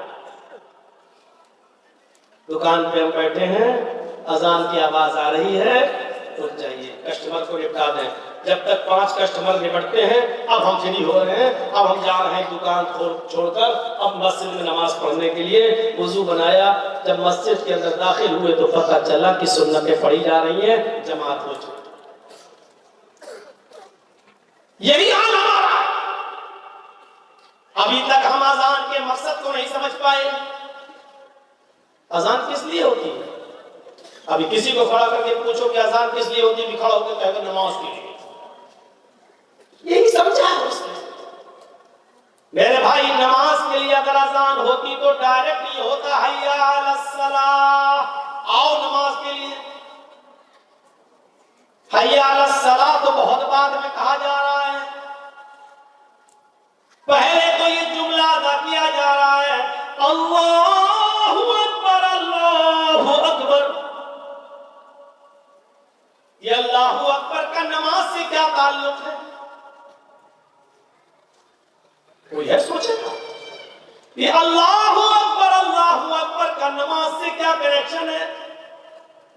اس کا مطلب یہ ہے، اے کسان اگر تو کھیتی کر رہا ہے، اے ڈاکٹر اگر تو کلینک پہ بیٹھا ہے، اے سرجن اگر تو آپریشن کر رہا ہے، اے شاپ والے اگر تو اپنی شاپ پر بیٹھ کر دکانداری کر رہا ہے، کوئی چیز خرید رہا اور بیچ رہا ہے، اے بزنس کرنے والے تو اپنی بزنس سے جڑا ہے، اللہ سب سے بڑا ہے، اللہ اکبر اللہ اکبر۔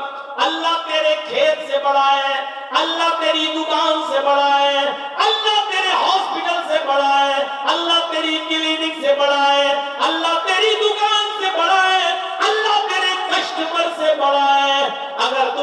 کو بڑا مانتا ہے سب کو اسی حال میں چھوڑ دے اور مسجد کی طرف چلا جا. اگر تو اللہ کو سب سے بڑا مانتا ہے تو ابھی جا. جس نے اپنے کسٹمر کو نپٹایا, جس نے اپنے مریضوں کو نپٹایا, جس نے اپنے کھیت کا کام پورا کرنے کے بعد نماز پڑھنے آیا اور پھر وہ مسجد میں آیا, اب اس نے نماز پڑھی تو جماعت نکل گئی. اس کا مطلب یہ ہے کہ اس نے اپنے کھیت کو بڑا جانا, اس نے اپنے ہاسپٹل کو بڑا مانا, اس نے اپنی دکان کو بڑا جانا, اس نے اپنے بزنس کو اور اپنے کاروبار کو بڑا جانا, اس نے اللہ کو بڑا ہی نہیں جانا. میرے پیارے ساتھیوں, یہ ہے اللہ اکبر کا مطلب. اب غور کرو, کل سے اللہ کو بڑا ماننا ہے, سب کچھ اسی حال میں چھوڑنا ہے اور سیدھے مسجد کی طرف جانا ہے. ہاں, صرف دو چیزیں چھوڑی جا, دو چیزوں کا خیال رکھا جا سکتا ہے, اور وہ بھی کیا؟ اگر آپ کو اسی موقع پر قضاء حاجت کی ضرورت ہے, پیشاب یا پائخانے کی ضرورت ہے, تو اذان ہونے کے بعد بھی پہلے آپ اس سے فارغ ہوں گے, پہلے آپ لیٹرین کے لیے جائیں گے, پہلے آپ پیشاب کرنے کے لیے جائیں گے. وہاں جانے کے بعد آپ کو دقت ہو گئی, لیٹرین کرنے میں 10-15 منٹ لگ گئے, آپ کو قبض کی شکایت ہے, دیر سے آپ فارغ ہوئے, وضو بناتے بناتے جماعت چلی گئی, تو اب تمہارے اوپر کوئی گناہ نہیں ہے, اس لیے کہ حکم اللہ کے نبی نے ایکسٹرا الگ سے دیا ہے کہ تم قضاء حاجت سے پہلے فارغ ہو جاؤ اور اس کے بعد میں تم نماز پڑھنے جاؤ. جماعت ملتی ہے تو پڑھ لو, چھوٹتی ہے تو بعد میں ادا کر لو, اب آپ کو کوئی گناہ نہیں پڑے گا. دوسری چیز یہ ہے کہ آپ کی بیوی نے, آپ کی بیٹی نے, آپ کی بہن نے آپ کے سامنے کھانا رکھ دیا ہے, اور جیسی کھانا آپ کے سامنے آیا, آپ نے چاول, بھات, دال, سبزی, روٹی جیسی دسترخوان پہ لگی ہے, اور ایسی آواز آتی ہے اللہ اکبر, تو اب آپ کھانا چھوڑ کر مت جاؤ, اس وقت تم کھانا کھا لو, پیٹ بھر کر کھانا کھاؤ. اگر کھانا کھاتے ہوئے جماعت چھوٹ جائے تو کوئی نقصان نہیں ہے, تمہیں گناہ نہیں پڑے گا, چونکہ کھانا حاضر ہو چکا ہے. ان دو چیزوں کے علاوہ تیسری کوئی چیز ایسی نہیں ہے میرے بھائیوں کی جس کے لیے نماز کو ترک کیا جائے, جس کے لیے جماعت کو ترک کیا جائے, جس کے لیے نماز چھوڑی جائے. کھیلو کہہ رہا ہوں, خریدو لاٹری کے ٹکٹ, کیا فرق پڑتا ہے؟ جب روح نکلے گی تب پتا چلے گا. فَلَوْلَا إِذَا بَلَغَتِ الْحُلْقُومَ, ملک الموت روح کو کھینچے گا,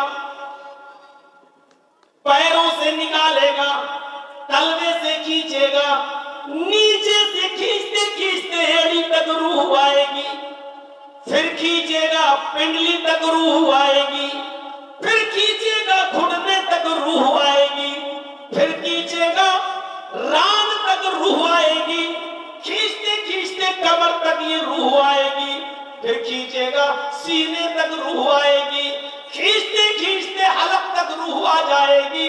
اور یہی وہ دردناک منظر ہے, فَلَوْلَا إِذَا بَلَغَتِ الْحُلْقُومَ, جب یہ روح پیروں سے نکلتے نکلتے ملک الموت کھینچتے کھینچتے تیرے حلق تک آ جائے گا, تیرے نرتھرے تک آ جائے گا, تیری گردن تک, تیرے حلق تک آ جائے گا, آنکھیں ٹن جائیں گی, کھلی رہ جائے گی, ملک الموت کو اپنی آنکھوں سے دیکھو گے, ملک الموت کے پاس کھڑے فرشتے عذاب کے یا رحمت کے اپنے سامنے دیکھو گے, وَأَنْتُمْ حِينَئِذٍ تَنْظُرُونَ, اس روح کو نکلتے ہوئے تم اپنی آنکھوں سے دیکھ رہے ہوگے. یہ روح جب نکلتی ہے تو بندہ اپنے آنکھوں سے دیکھ لیتا ہے, ملک الموت کو دیکھ لیتا ہے, اور یہ بھی دیکھ لیتا ہے کہ اس کے پاس کون سا فرشتہ کھڑا ہے, میری روح کو اچھے فرشتے, رحمت کے فرشتے لے جائیں گے یا عذاب کے فرشتے لے جائیں گے. وہ دیکھ لیتا ہے کہ جنت کا خوشبودار لباس لے کر آئے ہیں یا جہنم کا بدبودار ٹاٹ لے کر آئے ہیں, وہ دیکھ لیتا ہے. میں نے زندگی میں صرف ایک ہی موت دیکھی ہے قریب سے, اور وہ بھی اپنے فادر کی, اپنے ابو کی. ہاسپٹل کے آخری وقت میں وہی تھا، وائی فائی پر تھے، سانس چل رہی تھی، آنکھیں بالکل وہی منظر کھینچ رہی تھی جو قرآن نے۔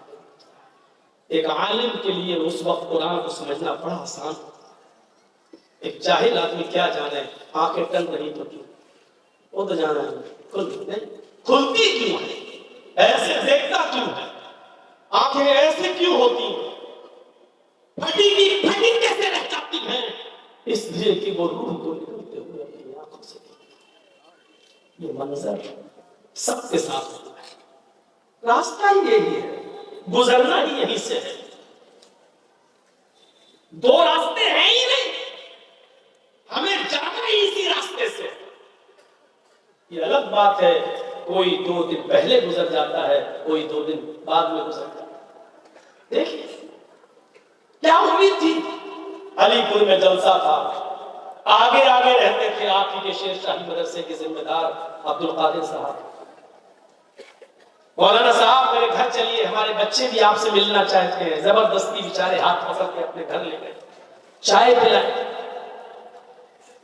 دوسرے دن جب جلسہ ختم ہوا، اپنے ہاتھ سے بیچاروں نے نذرانہ دیا، تحفہ دیا، پکڑایا، ہنستے ہیں، دل کھلاتے ہیں، دعا کیجیے گا مولانا شیر شاہی میں بھی رہتے ہیں انشاءاللہ، آپ انشاءاللہ ہم آپ کو لے کے چلیں گے۔ شیر شاہی کی جلسے کی بات انہوں نے وہاں ہم سے کہی ہے مصطفیٰ صاحب کے گھر پر بیٹھ کر کہ ہم آپ کو لے کے چلیں گے، کوئی تکلیف نہیں ہوگی، ہمارے ساتھ چلیے گا۔ امید تھی کہ علی پور کے جلسے کے بعد شیر شاہی کا جلسہ وہ نہیں دیکھ پائے، چلے گئے اس دنیا سے۔ اللہ رب العالمین ان کی قبر کو نور سے بھر دے، اللہ ہم کو غریق رحمت فرمائے، اللہ ان کی بخشش فرمائے، اللہم اغفر لہ ورحمہ وعافہ واعف عنہ واکرم نزلہ ووسع مدخلہ واغسلہ بالماء والثلج والبرد۔ میرے پیارے ساتھیوں، دعائیں کرنا چاہیے اس بزرگ کے لیے۔ میں بتانا یہ چاہتا ہوں کہ کون جانتا ہے تو اقیم الصلاۃ، نماز قائم کیجیے، قیام کرنا، اپنے افضل اپنے وقت پر پڑھنا ہے۔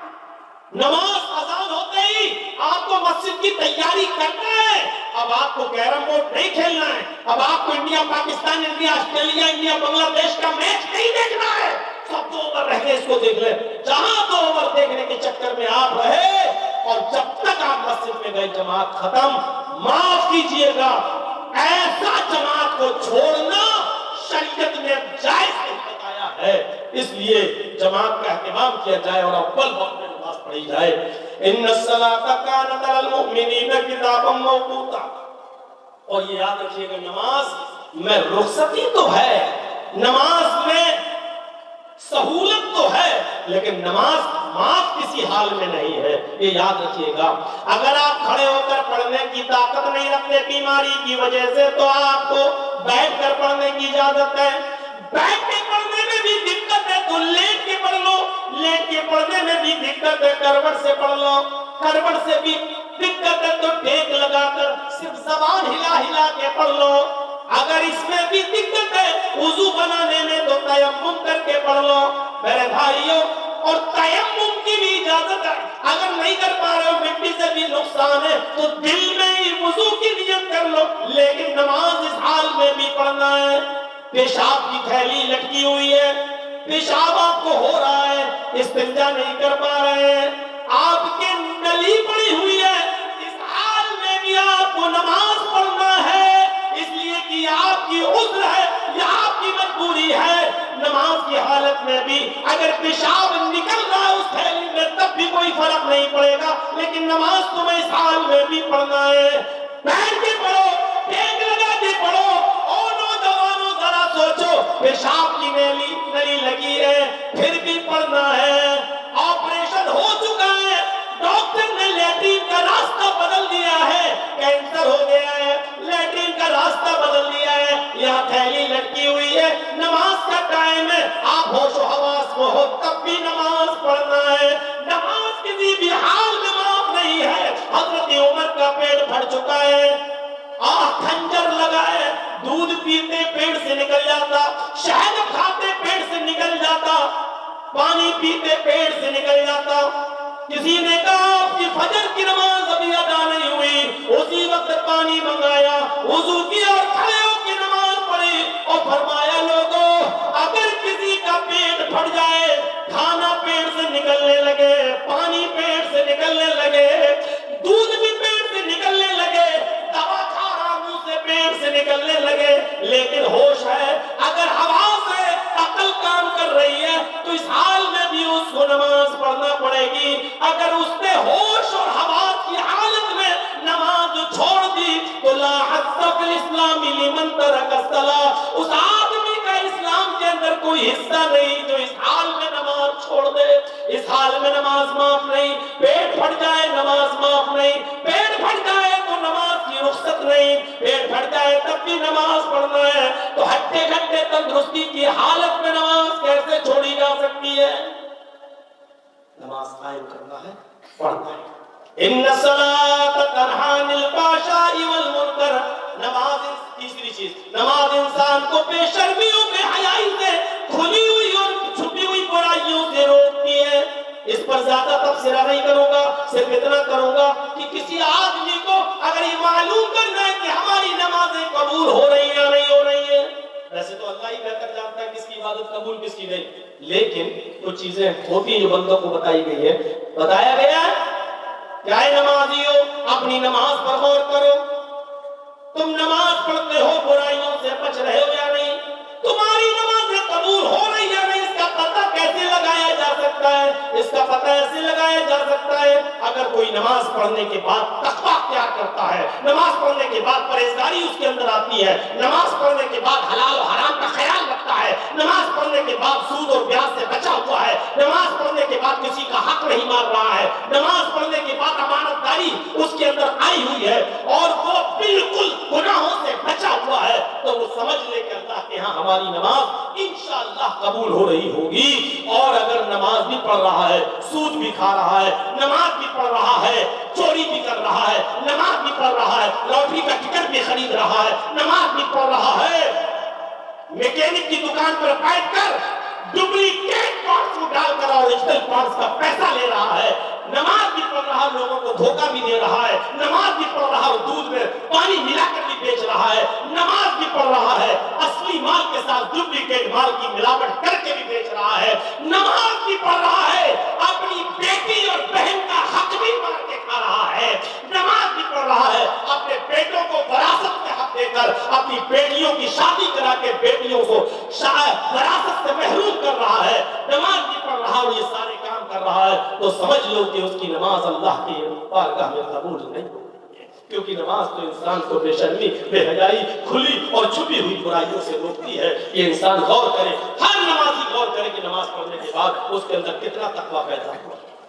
ایک صحابی ایمان لائے اور ایک غریب، بہت ہی غریب، اور اسلام لائے. اسلام لانے کے اللہ کے رسول سے ہاتھ ملایا، اشہد ان لا الہ الا اللہ واشہد ان محمدا عبدہ ورسولہ. کہا اللہ کے نبی اب کیا کروں؟ آپ نے کہا جاؤ نماز پڑھو. اب وہ 5 وقت کا نمازی بن گیا. جیسے ہی اس نے نماز پڑھنا شروع کی، اس کی اونٹوں کی ریوڑ ہو گئی، بکریوں کی لائن لگ گئی، اس کی کھیتی باڑی بڑھ گئی، اس کے پاس دولت اناپ شناپ آنے لگی، پیسہ ہی پیسہ. وہ اللہ کے نبی کے پاس آیا اور کہنے لگا اللہ کے نبی غضب ہو گیا. کہا کیا ہوا؟ کہ جب سے میں نے نمازیں پڑھنا شروع کی یہ چیزیں میرے پاس آنے لگی. اے اللہ کے رسول اونٹوں کی لائن لگ گئی، بکریوں کا ریوڑ تیار ہو گیا، کھیتی باڑی ہمارے پاس ہو گئی، ہمارے پاس دولت کا انبار لگ گیا. اے اللہ کے رسول مجھے یہ سب نہیں چاہیے. آپ نے کہا اور ہم یہ پوچھتے ہیں مولانا صاحب اتنی نمازیں پڑھتے پھر بھی اللہ برکت نہیں دے رہا. سوچ دیکھیے وہ کیا کہہ رہے ہیں کہ اللہ کے رسول یہ سب نہیں چاہیے. آپ نے کہا کیوں؟ کہا اللہ کے نبی میں یہ سوچ رہا ہوں کہیں ہماری عبادتوں کا بدلہ اسی دنیا میں تو اللہ مجھے نہیں دے رہا ہے، ایسا تو نہیں کہ آخرت میں مجھے اس کے ثواب سے محروم کر دے، آخرت میں کہیں مجھ سے جنت چھین لے اور جہنم میں داخل کر دے. اے اللہ کے نبی اللہ سے دعا کیجئے اس دنیا میں مجھے یہ سب نہیں چاہیے، مجھے اپنی عبادتوں کا انعام قیامت کے دن چاہیے، جنت کی شکل میں چاہیے. غور کیجئے میرے بھائیوں، ان کی سوچ کیا تھی اور ہماری سوچ کیا ہے؟ ہماری سوچیں بدل گئی اور ان کی سوچیں کیا تھی؟ تو ان الصلاۃ تنہی عن الفحشاء والمنکر، نماز انسان کو بے شرمی اور بے حیائی سے روک دیتی ہے۔ اور چوتھی چیز کی طرف آ جائیے، وَلَذِكْرُ اللَّهِ اکبر، اللہ کا ذکر بہت بڑی چیز ہے۔ میرے بھائیوں، اٹھتے بیٹھتے چلتے پھرتے آپ اپنی زبان سے کچھ نہ کچھ پڑھتے رہیے، اللہ کا ذکر کرتے رہیے، اپنی زبان کو خالی مت رکھیے۔ کیا کرتے ہو؟ اس کی برائی، اس سے بہتر ہے کہ سبحان اللہ پڑھ لو، اس سے بہتر ہے کہ الحمدللہ پڑھ لو۔ زمین و آسمان بھر دیتا ہے یہ سبحان اللہ الحمدللہ۔ آپ کو معلوم ہے لا الہ الا اللہ کتنا بڑا فرد ہے؟ اللہ کے نبی فرماتے ہیں کہ لا الہ الا اللہ کو ترازو کے پلڑے پر رکھ دیا جائے اور پوری دنیا کو، زمین و آسمان کو دوسرے پلڑے پہ رکھ دیا جائے اور ترازو اٹھائی جائے تو لا الہ الا اللہ کا پلڑا جھک جائے گا اور زمین و آسمان کا پلڑا اٹھ جائے گا۔ غور کرو کتنی بڑی، کتنی وزنی، کتنی بھاری عبادت ہے یہ لا الہ الا اللہ۔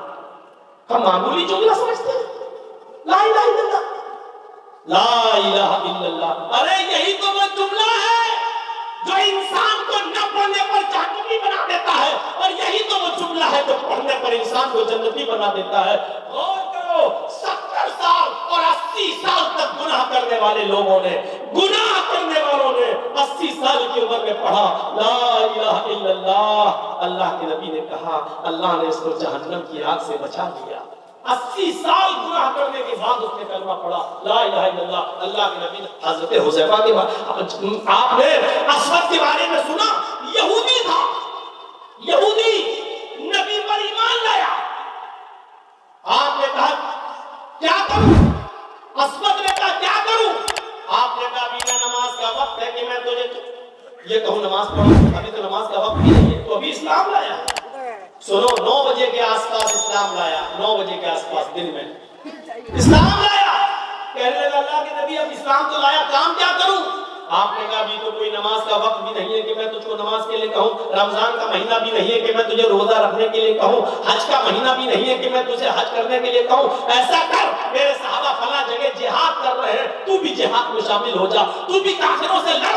اس نے تلوار سنبھالی، گھس گیا میدان جنگ میں۔ صحابہ کو بھی نہیں معلوم یہ کون ہے، کیونکہ وہ تو نبی پر ایمان لایا ہے، نبی کے سامنے لایا۔ صحابہ تو پہلے سے لڑ رہے ہیں، وہ کافروں میں گھس گیا، کئی کافروں کو مارا اور مارتے مارتے مارتے مارتے لڑتے لڑتے خود شہید ہو گیا، قتل ہو گیا۔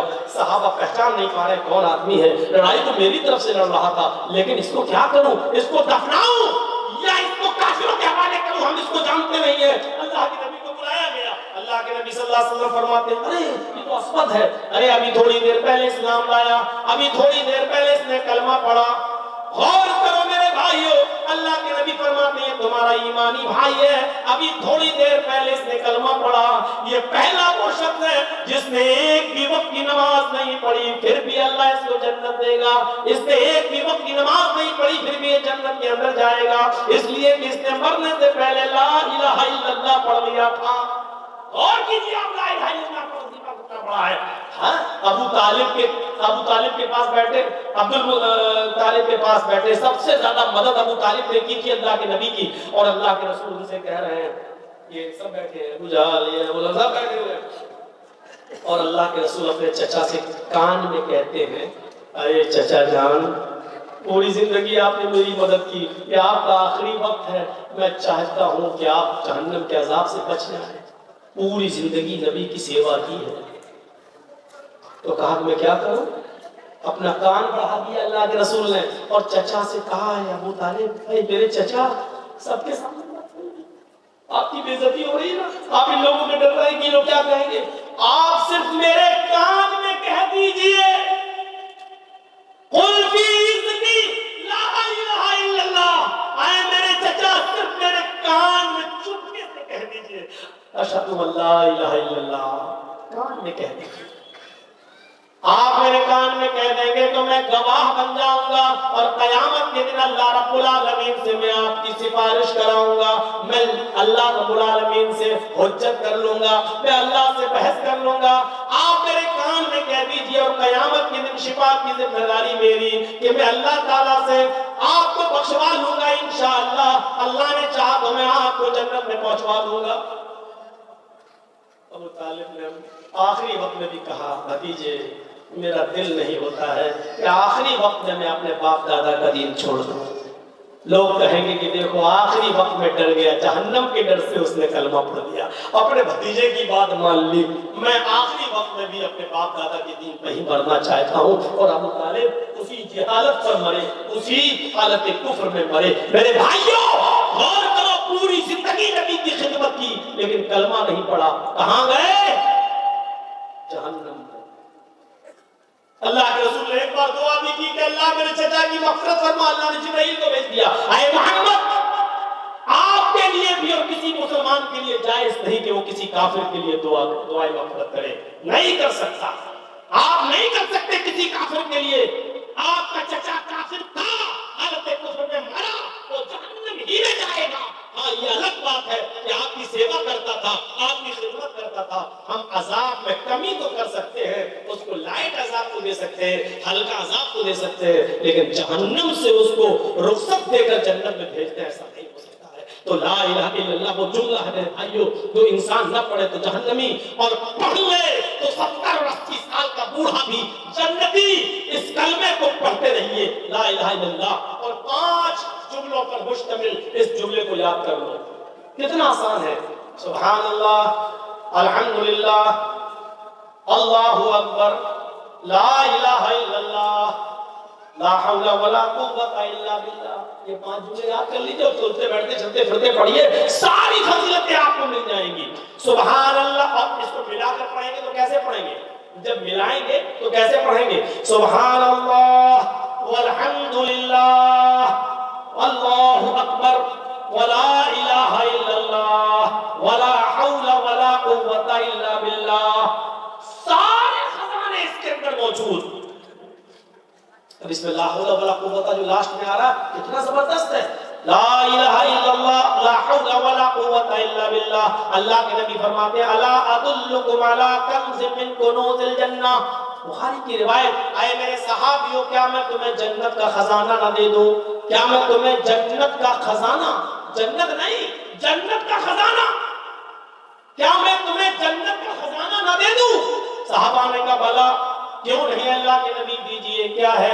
آپ نے فرمایا قل لا حول ولا قوت الا باللہ, لا حول ولا قوت الا باللہ پڑھا کرو. یہ جنت کے خزانوں میں سے خزانہ ہے, یہ جنت کے خزانوں میں سے خزانہ. کتنا ٹائم لگ رہا پڑھنے میں لا حول ولا قوت الا باللہ, کتنا ٹائم لگ رہا سبحان اللہ پڑھنے میں, کتنا ٹائم لگ رہا الحمدللہ پڑھنے میں, کتنا ٹائم لگ رہا اللہ اکبر پڑھنے میں, کتنا ٹائم لگ رہا لا الہ الا اللہ پڑھنے میں, کتنا ٹائم لگ رہا لا حول ولا قوت الا باللہ پڑھنے میں. بحث کا دور ختم. آئیے, یہ موجودہ دور علمی دور ہے, ٹیکنالوجی کا دور ہے. وہ سوالات کے کوئی گنجائش باقی نہیں رہ گئی.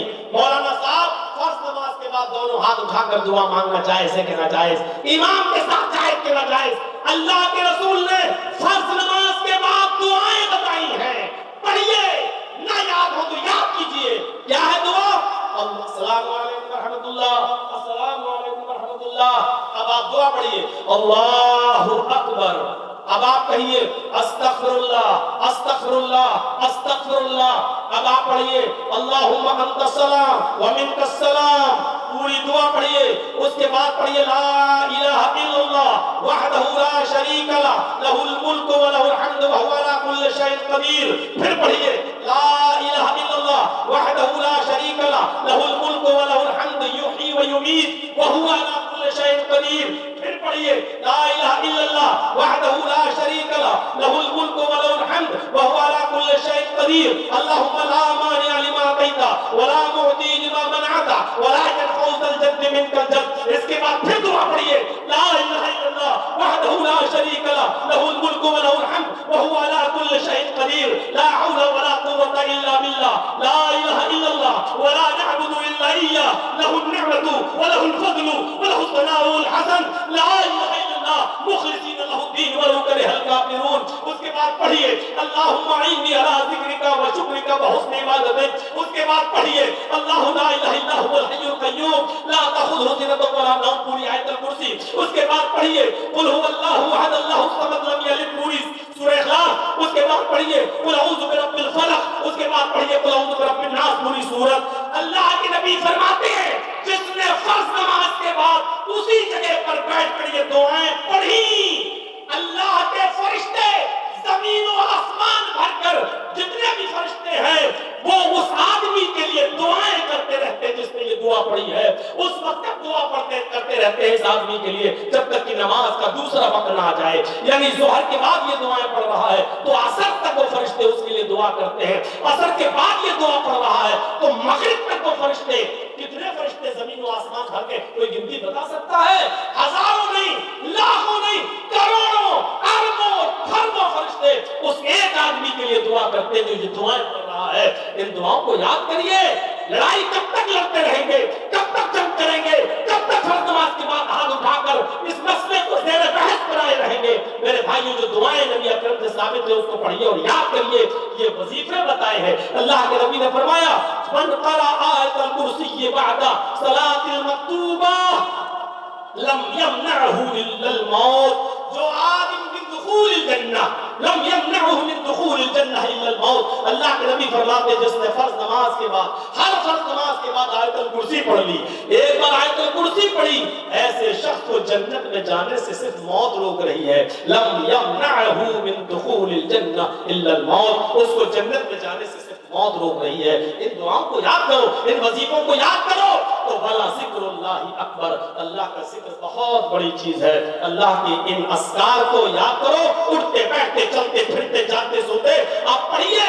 بستر پہ لیٹنے جائیں تو پڑھیے اے سبحان اللہ الحمدللہ اللہ اکبر 33 بار سبحان اللہ پڑھیے، 33 بار الحمدللہ پڑھیے، 33 بار اللہ اکبر پڑھیے اور آخر میں لا الہ الا اللہ وحدہ لا شریک لہ لہ الملک و لہ الحمد وہو علی کل شیء قدیر پڑھیے. حضرت فاطمہ آئی کہ اللہ کے رسول چکی چلاتے چلاتے ہاتھوں میں چھالے پڑ گئے، مشکیزہ پانی کا اٹھا کر کمر میں درد ہو گیا.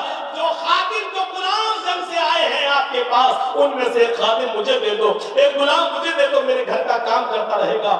اللہ کے نبی نے فرمایا فاطمہ کیا میں تمہیں اس سے بھی بہتر چیز نہ دے دوں جو تمہاری تھکان کو مٹا دے؟ فرمایا کیا؟ فرمایا فاطمہ جب بستر پہ جایا کرو تو 33 بار سبحان اللہ، 33 بار الحمدللہ اور 34 بار اللہ اکبر پڑھ لیا کرو. یہ تمہارے لیے غلام سے زیادہ بہتر ہوگا. ان وظیفوں کو کون پڑھے گا؟ میرے بھائیوں اپنے بچوں کو بھی تربیت دیجیے. آپ بھی ان وظیفوں کو پڑھیے. یہ میری 4 چیزوں کی وضاحت پر مختصر سی تقریر، انشاءاللہ تفصیلی تقریر کل آپ کے سامنے ہوگی. 11:15 بج چکے ہیں. ہم اللہ سے دعا کرتے ہیں کہ الہ العالمین ہمیں قرآن کی تلاوت کرنے کی توفیق عطا فرما. اے اللہ ہمیں نماز کو قائم کرنے کی توفیق عطا فرما.